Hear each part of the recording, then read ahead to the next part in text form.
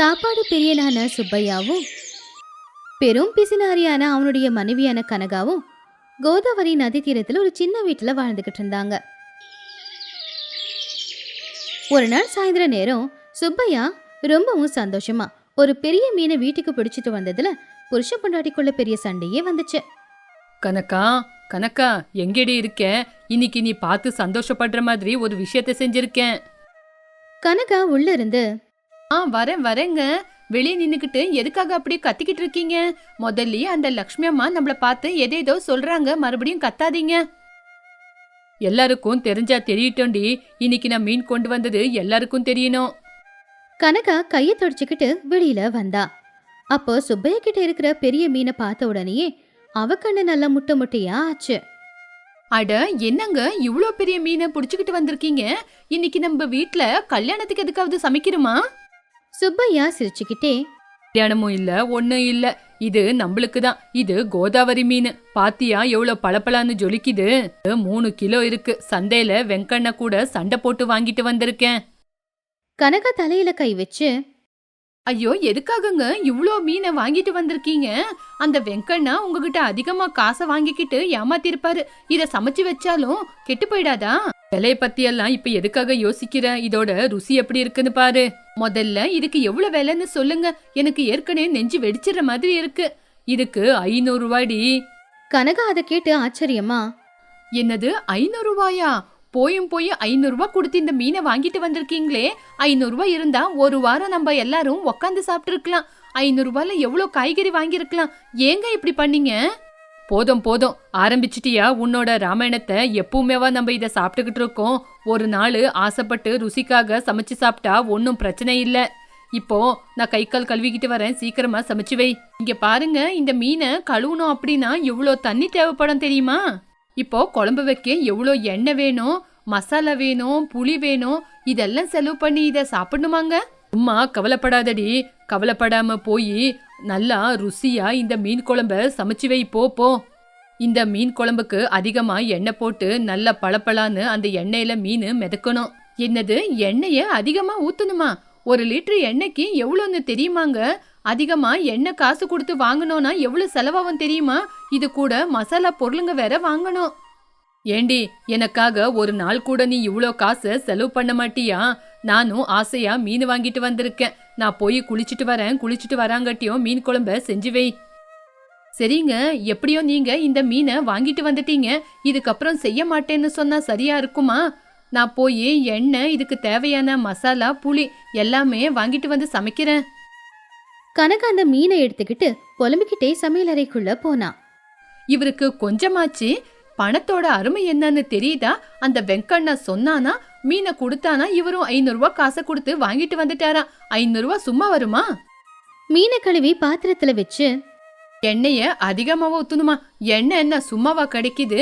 அந்த பழைய பாத்திரத்துல எண்ணெய் இருக்கு. அந்த எண்ணெய் எடுத்து இந்த குழம்புக்கு ஊத்துறேன். சும்மா எதுக்காக அந்த எண்ணெயை வேஸ்ட் பண்ணணும்? அது கூட இன்னும் கொஞ்சம் மசாலாவை போட்டா சரியாயிடும். மீன் தொண்டை கையில வச்சுக்கிட்டு, ஆமா, இந்த மீன்லயே இவ்வளோ ஒரு கொழுப்பு சத்து இருக்கு. இதையே வதக்கி எடுத்தா இதுலயே நிறைய எண்ணெய் விடுமே. மறுபடியும் நான் எதுக்காக எண்ணெய் ஊத்தணும்? பழம் சுடும்போது மிச்சமான எண்ணெய் அந்த பழைய பாத்திரத்துல இருக்குது. அந்த எண்ணெய் கூட இன்னும் கொஞ்சம் எண்ணெய் ஊத்துனா சரியாயிடும். பரண மேல வச்சிருந்த எண்ணெய் எடுத்து மோந்து பார்த்தா. கொஞ்சம் வாசனை வருது. சரி பரவாயில்ல, மசாலா வாசனைல இந்த வாசனை தெரியாது. எண்ணெய் கொஞ்சம் கருப்பாயிருக்கு. இந்த எண்ணெயை உபயோகப்படுத்தினா 50 ரூபாவை மிச்சம் பிடிக்கலாம். இதுதான் என்னோட தெளிவு. அதுக்கப்புறமா புளியை எடுத்தா. இவரு குழம்புக்கு புளிய அதிகமா ஊத்த சொன்னாரு. புளிய அதிகமா ஊத்தி அது பல்லுக்கு ஜிவ்வுன்னு இருக்கும். அதுக்கப்புறம் பல்லு வலி வரும், ஹாஸ்பிட்டலுக்கு போகணும், அதுக்கும் காசு செலவு பண்ணணும். எதுக்கு புளிய அதிகமா ஊத்துறது? கொஞ்சமா கரைச்சி ஊத்தி தண்ணிய அதிகமா ஊத்துனா புளியும் அதிகமா தெரியும். மசாலா டப்பாவை எடுத்து பார்த்து, லவங்கம், ஏலக்காய் இதெல்லாம் இந்த குழம்புல போட்டா மசாலாலேயே சரியா போயிடும். இது விலை ஆகாயத்தை தொடுற மாதிரி இருக்கு. இதெல்லாம் எதுக்காக போடணும்? கொஞ்சம் புளியும் மசாலாவும் போட்டு குழம்பு வைக்கிறேன். அப்ப கூட ருசி நல்லாதான் இருக்கும். பழைய எண்ணெயை ஊத்தி தாளிச்சு கொட்டினப்போ அதோட வாசம் கொஞ்சம் வித்தியாசமா இருந்துச்சு. இந்த எண்ணெய் மோந்து பார்த்தா ஒரு மாதிரியா தான் வாசனை வருது. சரி இதையே ஊத்துறேன். கொதிக்கும் போது எல்லாம் சரியாயிடும். குழம்பு கொதிச்சுக்கிட்டு இருந்துச்சு. வெளியில இருந்து சுப்பையாவோட குரலும் கேட்டுச்சு. கனக்கா, சமையல் எவ்வளவு நேரம் ஆச்சு, முடிஞ்சதா? இருங்க இருங்க, குழம்பு கொதிக்கிட்டோம், இன்னொரு 5 நிமிஷம். இங்க பாரு, பட்டணத்துல இருந்து என்னோட ஸ்நேகிதன் ராமாராவ் வந்திருக்கான். இன்னைக்கு நம்ம 3 பேரும் சேர்ந்து சாப்பிடலாம். அத கேட்டு கனகாவுக்கு இதயமே நின்னு போச்சு. ராமாராவ் அண்ணனா இப்பதான் வந்தாரா? ஆமா ஆமா, அவனுக்கு மீன் குழம்பு அப்படின்னா ரொம்ப பிடிக்கும். நல்லா செய், இன்னைக்கு ஒரு புடி பிடிக்கலாம். கனகாவுடைய மனசுக்குள்ள, ஐயோ கடவுளே, 2 பேரு தான் சாப்பிடுறதுக்கு அப்படின்னு குழம்ப கொஞ்சமா வச்சா, இவரு இன்னொருத்தர வேற சேர்த்து கூட்டிட்டு வந்திருக்காரு. அவருக்கும் சேர்த்து சாப்பாடு கொடுக்கணும்னா இந்த குழம்பு பத்தாதே. மசாலாவும் கொஞ்சமா தான் போட்டிருக்கேன். இப்ப என்ன பண்றது? தண்ணிய கொஞ்சம் அதிகமா ஊத்துறேன். அவ கொதிச்சுக்கிட்டு இருந்த அந்த குழம்ப பார்த்து, இந்த குழம்புலயே 3 பேருக்கு பங்கு போடணும் அப்படின்னா முடியுமா? ஒருத்தருக்கே நிறைய குழம்பு வேணுமே, இப்ப என்ன பண்றது? அவ கண்ணு தண்ணி பானை மேல போச்சு. இதுதான் சரியான வழி. குழம்பு கொஞ்சம் புளி அதிகமா இருந்தா சாப்பாட்டுக்கு சரியா ஒத்துக்காது. கொஞ்சம் தண்ணி ஊத்துனா சரியாயிடும். அவ உடனே 2 சொம்பு தண்ணியை எடுத்து கொதிச்சுக்கிட்டு இருந்த குழம்புல ஊத்திட்டா. அப்பா, தண்ணி ஊத்துனதுக்கு அப்புறம் தான் பாத்திரம் இப்போ நிறைஞ்சு இருக்கு. சரி, இதுல உப்பு காரம் எல்லாம் அதிகமா போட்டா எப்படி? வேண்டாம் வேண்டாம், உப்பு காரத்தெல்லாம் குறைச்சியே போடுறேன். விலை எவ்வளவு விக்குது. உப்பு மட்டும் கொஞ்சம் கொட்டி வைக்கிறேன் போதும். வேண்டாம் வேண்டாம், ஆரோக்கியமா இருக்கணும்னா உப்பு குறைச்சிதான் சாப்பிடணும். சாப்பாடு வேலையும் முடிஞ்சது. சுப்பையா ராமையா 2 பேருமே வந்து உக்காந்தாங்க. கனகா அவங்களுக்கு சாப்பாடு எடுத்துக்கிட்டு வந்தா. என்ன கணக்கா பாத்துக்கிட்டு இருக்க, பரிமாறு. ராமாராவ், என் பொண்டாட்டி சமையல நீ சாப்பிட்டது இல்லல்ல, அவ ரொம்ப ருசியா சமைக்குவா. இன்னைக்கு ஒரு புடி பிடிக்கலாம். பொண்டாட்டி கை ருசிய பாக்கணும்னு எவ்வளவு நாளாவே காத்துக்கிட்டு இருந்த. இன்னைக்கு தான் அதுக்கு நேரம் வந்தது. கனகா கொஞ்சம் பதட்டமாவே, பரிமாறுறேங்க, முதல்ல சாப்பாட சாப்பிடுங்க அப்படின்னு இலையில சாப்பாடு போட்டுட்டு அதுக்கப்புறம் மீன் குழம்பு கொண்டு வந்து முன்னாடி வச்சா. அப்ப சுப்பையா அந்த மீன் குழம்பு பார்த்து சந்தோஷமா, கணக்கம், என்னடி குழம்பு இப்படி இருக்கு? எண்ணெய் நிறைய ஊத்தி நல்லா செய்யன்னு பார்த்தா குழம்பு வெறும் தண்ணியாவே இருக்கு. ஐயோ, எண்ணெய அதிகமா சேர்த்துக்க கூடாதுங்க. உங்க வயசுல எண்ணெய குறைச்சாதான் கொழுப்பு சத்து உடம்புல குறையும். எண்ணெய் அதிகமா சேர்த்துக்கிறது உடம்புக்கு கூட நல்லது இல்லைங்க. மீனிலேயே அதிகமா கொழுப்பு இருந்துச்சு, அந்த கொழுப்பே கரைஞ்சி எண்ணெய் ஆயிடும். பரவாயில்லங்க அண்ணி, சுப்புவோட ஆரோக்கியம் கூட முக்கியம் தானே. சரி சரி, ஆனா வாசனை இப்படி இருக்கு, நல்ல கமகமனே இல்ல. அது வந்து நான் சமைக்கும் போது ஜன்னலை திறந்து வச்சிருந்தேலங்க, வாசனை அப்படியே போயிருக்கும். சாப்பிட்டு பாருங்க, ருசி நல்லா இருக்கும். கனகா அந்த குழம்பு ஊத்தின உடனே குழம்பு தண்ணி மாதிரி அங்க இங்கன்னு ஓடிக்கிட்டு இருந்துச்சு. ஒரு மீன் கூட விழல. என்னடி குழம்பு ஊத்துறேன்னு பார்த்தா வெறும் தண்ணியா ஊத்துற? ரசம் வச்சிருக்கியா? ஐயோ, அப்படியெல்லாம் ஒண்ணு இல்லைங்க, கலந்து சாப்பிட்டு பாருங்க, நல்லா ருசியா இருக்கும். மீன் நல்லா கட்டியா இருக்கணும்னு புளிய கூட அதிகமா ஊத்தி இருக்கிறேங்க. சுப்பையா ராமையா 2 பேரும் சந்தேகமாவே அந்த சாப்பாடு ஒரு வாய் எடுத்து வச்சாங்க. உடனே சுப்பையாவோட முகம் செவந்து போச்சு. ராமையாவுக்கு என்ன சொல்றது அப்படின்னே புரியல. அப்ப சுப்பையா வாயில வச்ச சாப்பாட கீழே துப்பிட்டு, சி தூ, என்னடி கணக்கம், என்னடி இது? கனகா கொஞ்சம் பதட்டமா, என்னங்க ஆச்சு? இது உண்மையிலேயே மீன் குழம்பா இல்ல மீன் கழுவுன தண்ணியா? இதுல உப்பு காரம் புளி எதுவுமே இல்லடி. இந்த குழம்ப வாயில வச்சா வாந்தி தான் வருது. ஆமா, குழம்பு என்ன ஒரு மாதிரியே வாசனை வருது, என்னடி செஞ்சு வச்சிருக்க? ஐயோ, அப்படியெல்லாம் எதுவுமே இல்லைங்க. மீன் குழம்பு நீங்க சொன்ன மாதிரி அதிகமா மசாலா எல்லாம் போட்டுதான் வச்சிருக்கேன். உங்களுக்கு மசாலா தெரியல. ராமாராவண்ண, நீங்களாவது சொல்லுங்க, குழம்பு நல்லா இல்லையா? ராமையா உடனே தண்ணியை குடிச்சிட்டு, அண்ணி நல்லாதான் இருக்கு, ஆனா குழம்பு கொஞ்சம் உப்பு இல்லாம கொஞ்சம் சப்பையா இருக்கு, ஏதோ வாசனை வருது. இங்க பாரு, அவனுக்கு கூச்ச சுபாவம், அதனாலதான் அவன் அப்படி சொல்றான். நான் சொல்றேன்ல. ஆமா, குழம்புக்கு எந்த எண்ணெய் ஊத்தி வச்சிருக்க? கனகா கொஞ்சம் கவலையா, அது வந்துங்க, எதுக்காக புது எண்ணெய ஊத்தணும் அப்படின்னு அப்பளம் சுட்ட பழைய எண்ணெய் இருந்துச்சுல, அதுதான் ஊத்துனங்க. ஆமா, புளி ஊத்துனியா? புளி அதிகமா ஊத்துனா பல்லுக்கெல்லாம் புளிப்பா இருக்கும்னு கொஞ்சமா தான் ஊத்துனேன். சொந்தக்காரு வந்தாங்கன்னு கொஞ்சம் தண்ணி அதிகமா சேர்த்துக்கிட்டேன். கொஞ்சமாவா தண்ணி ஊத்தி இருக்கிற? கங்கா நதிய கொண்டு வந்து இதுக்குள்ள ஊத்தி இருக்க. 500 ரூபாவை தண்ணீரை கரைச்சிட்ட. உன்னோட பிஸ்னரி தனத்தினால நாய் கூட சாப்பிடாத மாதிரி சமைச்சிருக்க. நான் காசை கொஞ்சம் மிச்சம் பிடிக்கலான்னு. போதும், நிறுத்து உன்னோட சிக்கனம் கதைய. சிக்கனம் படுத்துறேன் அப்படின்னு 500 ரூபாய் கொடுத்து வாங்கிட்டு வந்த மீனையே நாசமாக்கிட்டியே. இப்ப சொல்லு, அவரும் சாப்பிடல, நானும் சாப்பிடல, நீ சாப்பிட போறியா? இப்ப இது கீழே கொட்டுனா இது மட்டும் பொறுப்பா? சுப்பையா ரொம்ப கோவத்தோட சமையலறைக்குள்ள போய் அந்த மீன் குழம்பு பாத்திரத்தை வெளியில கொண்டு வந்தான். ராமையா வேண்டான்னு சொன்னாலும் கேட்கல. இங்க பாரு கனக்கம், இந்த மீன் குழம்ப நீ சாப்பிடுறியா? இந்தா ஒரு வாய் எடுத்து சாப்பிட்டு பாரு. கனகா அவ சமைச்ச அந்த மீன் குழம்ப கொஞ்சமா வாயில போட்டு சாப்பிட்டு பார்த்தா. அவளுக்கே வாந்தி வர மாதிரி தான் இருந்துச்சு. அந்த பழைய எண்ணெயோட வாசம் பயங்கரமா அடிச்சுது. ஐயோ, இந்த குழம்பு இப்படி இருக்கும்னு நான் கொஞ்சம் கூட யோசிக்கவே இல்லைங்க. அந்த மீன் குழம்புக்கு ஊத்தின எண்ணெய் ஒரு மாதிரி வாசனை தான் இருந்துச்சு. பாத்தியா, உன்னாலேயே சாப்பிட முடியல. அப்படி இருக்கும்போது நாங்க 2 பேரும் மட்டும் எப்படி சாப்பிட முடியும்? இன்னைக்கு பசியில வந்தவனுக்கு ஒரு வாய் சாப்பாடு கொடுக்க முடியல எனக்கு. சுப்பையா அந்த மொத்த மீன் குழம்பையும் எடுத்துட்டு போய் பின்னாடி தோட்டத்துல இருக்கிற மரத்துக்கு கீழே ஊத்திட்டான். கனகம் அதை பார்த்து, ஐயோ, ஏங்க தூக்கி போட்டுட்டீங்க? அதுல இருந்த மீனையாவது எடுத்து வச்சிருக்கலாம்ல. ஏங்க இப்ப அந்த மீனையெல்லாம் கொண்டு போய் கொட்டிட்டீங்க? இப்ப எவ்வளவு வேஸ்ட் ஆயிடுச்சு. இத போய் வேஸ்ட் ஆயிடுச்சு அப்படின்னு சொல்றியே, உண்மையிலேயே எல்லா பொருளுங்களையும் நாசமாக்குனது நீ. நான் 500 ரூபாய் காசை கொடுத்து மீனை வாங்கிட்டு வந்து கொடுத்தா 50 ரூபாய் செலவாகுது, 5 ரூபாய் புளிக்கு செலவாகுதுன்னு எல்லாத்தையும் சிக்கனம் படுத்தி இன்னைக்கு இந்த குழம்பையே நாசமாக்கிட்ட. அண்ணி, சுப்பு சொன்னது என்னவோ உண்மைதான். நீங்க அதிகமா காசு கொடுத்து பட்டு புடவைய வாங்குறீங்க. ஆனா அதுக்கு குறைவான சோப்பை உபயோகப்படுத்தி துவைக்கிறதுனால பட்டு புடவை எப்படி நாசமாயிடுமோ, 500 ரூபாய் கொடுத்து வாங்கிட்டு வந்த மீனை சிக்கனம் பிடிக்கிறேன் அப்படின்னு நாசமாக்கிட்டீங்க. ஆமா அண்ணன், என்னோட புத்தி மண்ணு திங்க போயிடுச்சு. நான் 50 ரூபா கொடுத்து எண்ணெயும் புளியும் வாங்கிட்டு வரணும் அப்படிங்கிற ஒரே ஒரு காரணத்தினால சிக்கனம் பிடிக்கணும்ன்ற பேர்ல எல்லாத்தையும் நாசமாக்கிட்டேன். கண்டிப்பெல்லாம் அப்புறமா கேட்கலாம். இப்ப போய் சுட சுட சாப்பாடு செஞ்சு கொடு. பசியில எங்களால பசிய தாங்க முடியல. இருங்க, இப்பவே போய் சமைச்சிடுறேன். சுட சுட நெய் போட்டு உங்களுக்கு சாப்பாடு செஞ்சு கொடுக்கறேன். கொஞ்ச நேரம் இருங்க. உண்மையிலேயே நெய் போட்டு சமைச்சு கொடுக்குறியா, இல்ல அதுல கூட ஏதாவது கலப்படம் செய்யறியா? ஐயோ சும்மா இருங்க, நல்ல நெய் தான், எனக்கு புத்தி வந்துருச்சு. கனகாவுக்கு அன்னைக்கு அவ செஞ்ச தப்பு நல்லாவே புரிஞ்சுது. 10 ரூபாய் மிச்சம் பிடிக்கணும்னு நினைச்சு எவ்வளவு பெரிய நஷ்டம் செஞ்சாலும் அத அன்னைக்கு அவ நல்லபடியாவே தெரிஞ்சுக்கிட்டா. அடுத்த வாரம் சுப்பையா மறுபடியும் ஒரு மீனை வாங்கிக்கிட்டு வந்தான். அன்னைக்கு அவ மிச்சம் பிடிக்க நினைக்கல. ரொம்ப அருமையான குழம்பு சமைச்சு புருஷனுக்கு கொடுத்தா. கஞ்ச பிஸ்னாரித்தனம் வேற சிக்கனம் வேறங்கிறத அவ நல்லாவே புரிஞ்சுக்கிட்டா. இந்த கதையில இருக்கிற நீதி என்னன்னா, கஞ்சத்தனத்துல லாபம் கிடைக்கிறத விட நஷ்டம் வர்றதுதான் அதிகம். பணத்தை மிச்சம் பிடிக்கிறது, சிக்கனமா செலவு பண்றது எல்லாம் நல்லதுதான். ஆனா அதுக்காக கஞ்சத்தனம் பண்றது ரொம்ப பெரிய தப்பு. கஞ்சத்தனம் பண்ண ஆரம்பிச்சீங்கன்னா நாளைக்கு பெரிய நஷ்டம் உங்களுக்கு தான் வரும். அது 1978வது வருஷம். கிருஷ்ணா நதி தீரத்துல ஒரு அழகான ஊர்ல ஒரு பள்ளிக்கூடம் இருந்துச்சு. அந்த பள்ளிக்கூடத்துல ராஜையா அப்படிங்கிற ஒரு நல்ல வாத்தியார் வேலை பார்த்துக்கிட்டு இருந்தாரு. ராஜையாவுக்கு படிக்கிறதுனா ரொம்ப பிடிக்கும். மனுஷங்க மேல பாசமும் அதிகம். ஆனா அவருடைய மனைவியான சீதா அவருக்கு நேர்மானா சரியான கஞ்ச பிஸ்னாரியா இருந்தா.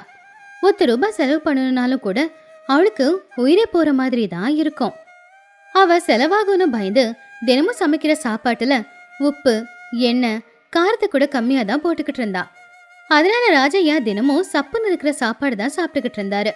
சீதா இப்படி பண்றதுனால பாவம் ராஜையாவுக்கு ரொம்பவும் கஷ்டமா தான் இருந்துச்சு.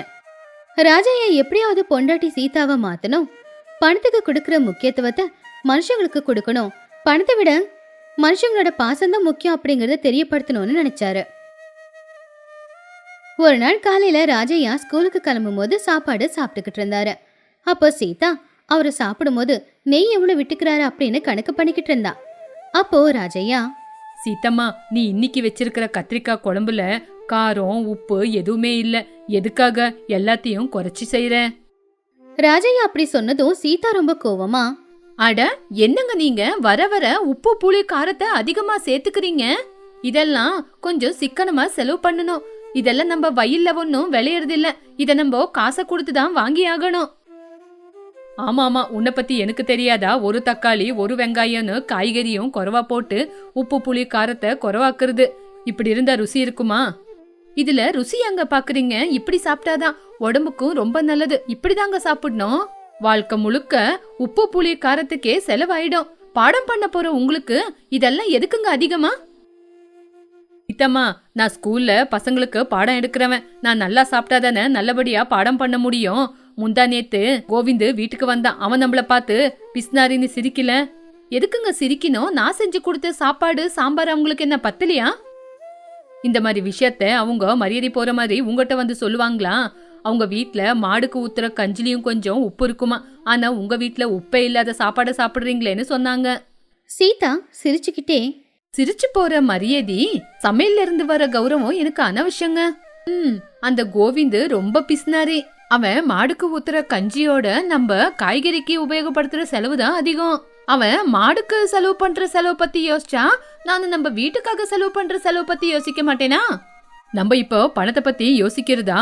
நம்ம வீட்டுக்கு யாராவது வந்து அவங்களுக்கு சரியா சாப்பாடு போடலனா அதனால நம்மளுக்கு ஏற்படுற நஷ்டம் எவ்வளோ பெருசு தெரியுமா? இதுல நம்மளுக்கு என்னங்க நஷ்டம்? நம்ம இந்த மாதிரி செஞ்சு போட்டாதானே மறுபடியும் நம்ம வீட்டுக்கு சாப்பாட்டுக்கு வர மாட்டாங்க. அதனால லாபம் தானே. உங்கள்கிட்ட பேசி எந்த பிரயோஜனமே இல்ல. நான் புறப்படுறேன். ராஜையா பெருமூச்சு விட்டுட்டு பள்ளிக்கூடத்துக்கு போயிட்டாரு.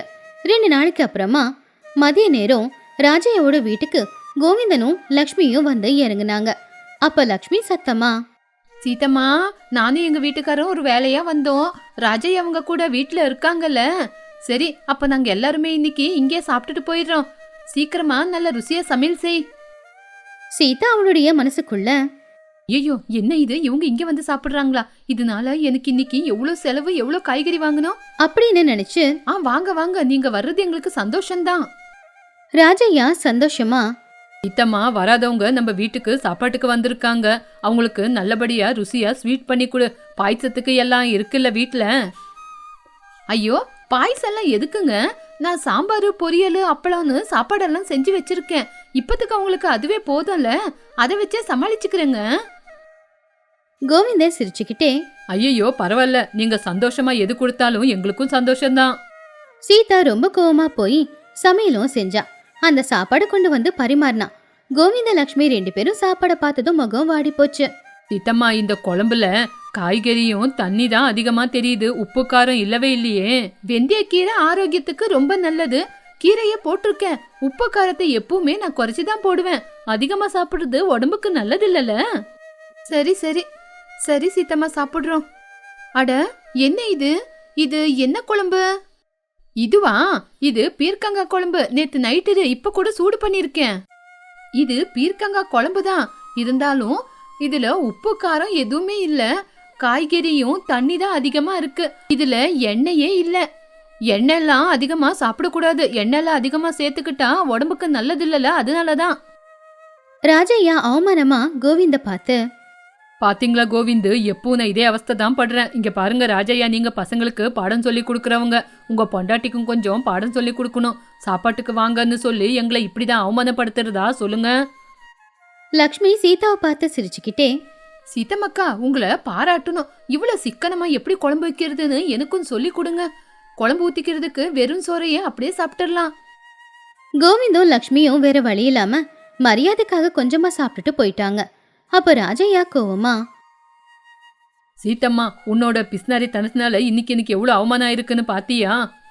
கோவிந்து என்னோட ஃப்ரெண்டு. அவன் முன்னாடியே எனக்கு எவ்வளவு பெரிய அவமானம். அவங்க எதுக்காக உங்களை அவமானப்படுத்தணும்? நீங்க எதுக்காக அவங்களுக்கு பயப்படணும்? சாப்பாடுக்கு காசு கொடுக்காம நம்ம வீட்டுல ஓசியா தானே சாப்பிட்டாங்க. ₹1 கொடுக்காம அவங்களுக்கு நீ சமைச்சு போட்டேன்னு சொல்றியே, இது நீ அவங்களுக்கு உபசரிக்கல. அவங்களுக்கு பண்ண மோசம். இந்த ஊருக்குள்ள உனக்கு மரியாதையே இல்ல. இதெல்லாம் உனக்கு எப்பதான் தெரிய போதோ? இது நடந்த சில நாட்களுக்கு அப்புறமா ஊரோட தலைவரோட பிள்ளைக்கு கல்யாணம் அப்படிங்கறதுனால அதை ஆடம்பரமா நடத்தணும் அப்படின்னு தலைவர் ஒரு முடிவெடுத்தாரு.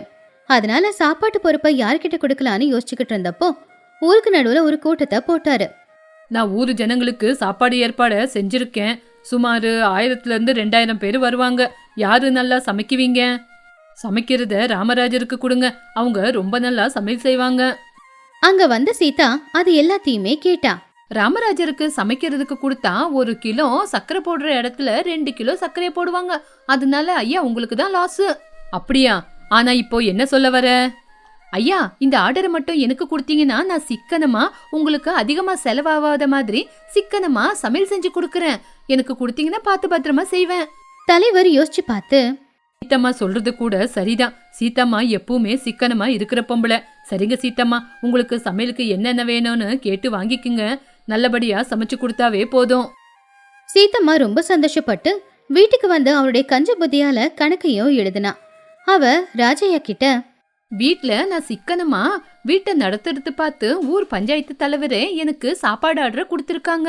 இப்ப என்னங்க சொல்ல போறீங்க என்ன பத்தி? ராஜையா அந்த லிஸ்ட பார்த்து, இங்க பாத்தியா, இதுல 1000 to 2000 பேருக்கு சமைக்கணும்னு லிஸ்ட் போட்டு கொடுத்திருக்காங்க. நீ என்னவோ 100-200 பேருக்கு சமைக்கிற மாதிரி லிஸ்ட் போட்டிருக்க. நல்ல ருசியா சமைச்சா நிறைய பேரு சாப்பிடுவாங்கங்க. இப்படி சமைச்சா மட்டும்தான் குறைவா சாப்பிடுவாங்க. அது மட்டும் இல்ல, உப்பு அதிகமா போட்டுட்டா அடிக்கடிக்கு தண்ணி குடிச்சு அதையும் செலவு பண்ணுவாங்க. அதனாலதான் உப்பு காரத்தை குறைச்சிட்டேங்க. இங்க பாரு சீத்தம்மா, நீ உன் வீட்டுக்கு வர ஜனங்களுக்கு சமைக்கல, நம்ம ஊருக்கு வர ஜனங்களுக்கு தான் சமைக்க போற. நீ சமைக்கிறத வச்சுதான் நம்ம ஊருக்கு நல்லபடியா பேரு வரும். பார்த்து நல்லபடியா சமைச்சு கொடு. நீங்க என்ன சொன்னாலும் சரி, என் கையில இருக்கிற ஒவ்வொரு ரூபாவை நான் சிக்கனம் புடிச்சுதான் செலவு பண்ணுவேன். ராஜையா யோசிச்சு பார்த்து, உனக்கு எப்ப பார்த்தாலும் பணத்து மேலதான் ஆசை அதிகம். இதுல இருந்து ஆகுற நஷ்டத்தை நான் உனக்கு தெளிவா தெரிய வைக்கிறேன். கல்யாணத்துக்கு இன்னும் 2 நாள் தான் இருந்துச்சு. ராஜையா அவருடைய புத்திசாலித்தனத்தை பயன்படுத்தலான்னு நினைச்சாரு. அவரு தனித்தனியா 2 பைய கொண்டு வந்து அத சீதா கிட்ட கொடுத்து, சீதம்மா, இந்த பணத்தை பாரு, ஊர் தலைவர் சமையலுக்காக கொடுத்த காசு இது. ராஜையா பைய எடுத்து காட்டினா. இந்த முதல் பையில இருக்கிறது தான் இன்னைக்கு நீ சமைக்கிறதுக்கு தேவையான பொருளுங்களை வாங்க வேண்டிய காசு இது. சிக்கனம் பிடிக்கணும்னு யோசிக்கிற காசு இங்கே இருக்குது. ராஜையா 2வது பைய காட்டினா. பையில இருந்த பணத்துக்கு 5 மடங்கு அதிக பணம் இந்த பையில இருந்துச்சு. 2வது பை பாத்தியா, இதுல இருக்கிறது தான் சரியான காசு. நீ நல்லா சமைச்சா எல்லாரும் உன்னை பார்த்து சந்தோஷப்பட்டு கொடுக்கற காசு. ஐயாவுக்கும் வர கௌரவம், உனக்கு கிடைக்கிற காசு ஐயாவுக்கு கிடைக்கிற கௌரவம் 2 ஒண்ணுதான். சீதா கண்ணை பெருசாக்கி, என்னங்க இதுல இவ்ளோ காசு இருக்கு, இந்த காசு எனக்கு எதுக்குங்க? இந்த காசு உனக்கு இல்ல, நான் உனக்கு ஒரு கண்டிஷன் போடுறேன். நீ சமையல் எல்லாம் செஞ்சதுக்கு அப்புறம் சாப்பாட்டுக்கு வரவங்க சமையல் நல்லா இல்லன்னு சொன்னா நம்ம இந்த 2வது பையில இருக்கிற காசை நஷ்டப்பட்ட மாதிரி. இல்லங்க, இவ்ளோ காசு எதுக்கு நம்மள விட்டுட்டு போனோம்? நான் இத தவற விட மாட்டேன். நீ பிஸ்னாரியா சமைச்சு நம்ம மான மரியாதைய வீதியில விட்டுறாத.